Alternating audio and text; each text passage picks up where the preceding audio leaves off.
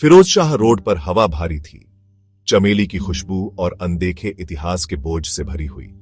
यह उस्ताद शिक्षम शिकारवानी का इलाका था। वो कद में छोटे थे, लेकिन उनकी पहचान बहुत बड़ी थी। एक भूत शिकारी जो हाटली की गोस्टिया गलियों में एक पुरानी लालटेन और डर से बेखबर दिल के साथ घूमते थे। उनकी आंखें गहरी और जानकार इतनी बार रसातल में झांक चुकी थीं कि सिर्फ परछाइयों से फेरने वाली नहीं थी। उस्ताद जानते थे कि शहर के चहल पहल वाले वर्तमान के नीचे एक ऐसा दिल है जो अतीत की फुसफुसाहट से भरा हुआ है। वो दशकों से इन गलियों में घूम रहे थे। उनके कदम भूले हुए कोर्टयार्डों की खामोशी में गूंज रहे थे। उनकी मौजूदगी उन लोगों के लिए एक सुकून थी जिनकी कालमी बीते युग की गूंज से भंग हुई थी। फिर भी उस्ताद की रीढ़ की हड्डी में भी एक सिहरन दौड़ गई जब वह पुरानी हवेली के भव्य फाटकों के सामने खड़े थे। यह संसारी गली पर मंफीरा रहा था। इसका ढहता हुआ भाग छीलते हुए पेंट और अतिक्रमण करने वाली बेलों का एक ताना बाना था। खिड़कियां अंधेरी और खाली उनकी हर हरकत को देख रही थीं। उनकी खामोशी अनकहे रहस्यों से भरी हुई थी। यह कोई मामूली गोस्टिया जगह नहीं थी। वो इसे अपनी हड्डियों में महसूस कर सकते थे। हवेली के आसपास की हवा चार्ज महसूस हो रही थी, एक ऐसी ऊर्जा से चटक रही थी जिससे उनके गर्दन के पीछे के बाल खड़े हो गए थे। उसने एक गहरी सांस ली, आगे की कठिन परीक्षा के लिए खुद को तैयार किया।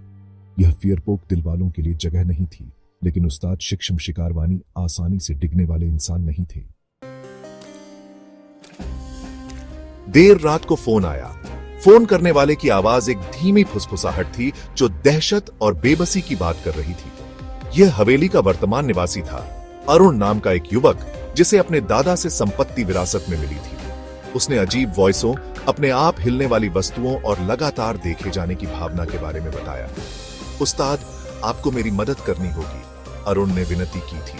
उसकी आवाज कांप रही थी। यह सुरक्षित नहीं है। कुछ गड़बड़ है, बहुत गड़बड़ है। उस्ताद ने धैर्यपूर्वक उसकी बात सुनी। उनका अनुभवी चेहरा चिंता से सिकुड़ा हुआ था। उन्होंने गोस्टिया हाउसों के अनगिनत किस्से सुने थे, लेकिन अरुण की आवाज में कुछ था, एक कच्चा आतंक जो एक गहरे, अधिक भयावह उपस्थिति की बात करता था। चिंता मत करो बेटा, उस्ताद ने उसे आश्वस्त किया था।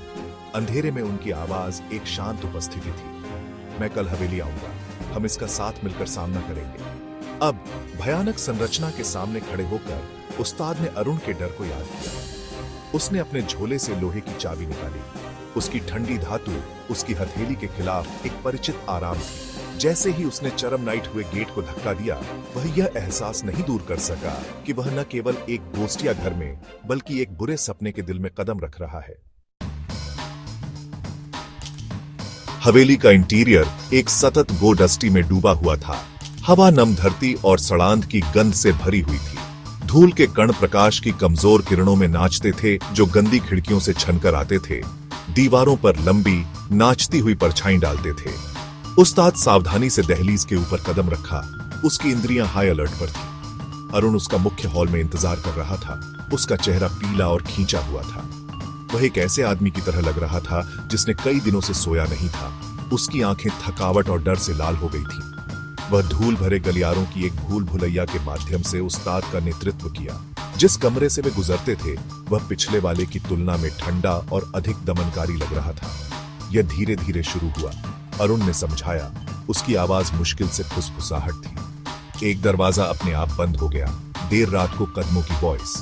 लेकिन यह बदतर हो रहा है मास्टर, बहुत बदतर। उसने कमरे के एक कोने में एक टूटे हुए फूलदान की ओर इशारा किया। यह कल रात हुआ था, उसने कहा। उसकी आवाज कांप रही थी। यह बस फट गया, यहां और कोई नहीं था। उस्ताद ने ध्यान से सुना, सिर हिलाया। उसकी समझ, वह महसूस कर सकता था कि हवेली के इतिहास का भार उस पर हावी हो रहा है। पिछली त्रासदियों की गूंज दीवारों से चिपकी हुई है। यहाँ एक स्पष्ट उदासी थी, दुख का एक गहरा कुआं जो घर के हर इंच में व्याप्त था। वह जानता था कि वह किसी पावरशाली चीज से निपट रहा है, कुछ प्राचीन और मलेवोलेंट। जैसे ही सूरज ढलने लगा, हवेली के आंगन में लंबी भयाईरी परछाई पड़ने लगीं। उस्ताद ने मुख्य हॉल में एक छोटा सा मंदिर स्थापित करने का फैसला किया। उसने अगरबत्ती जलाई। उनकी मीठी सुगंध बासी हवा के साथ घुल गई और अपने सांस के नीचे धीरे से चांट किया। प्राचीन संस्कृत शब्दांश एक अफ्लेमकिक शक्ति के साथ गूंज रहे थे। अरुण उसे देखता रहा। उसकी आंखें आशा और घबराहट के मिश्रण से फैली हुई थीं। उस्ताद की कालमी अज्ञात के सामने उनका अटूट विश्वास, आराम और बेचैनी दोनों का स्रोत था। उसने कभी गोस्टों पर विश्वास नहीं किया था, उन्हें केवल अंधविश्वास के रूप में खारिज कर दिया था।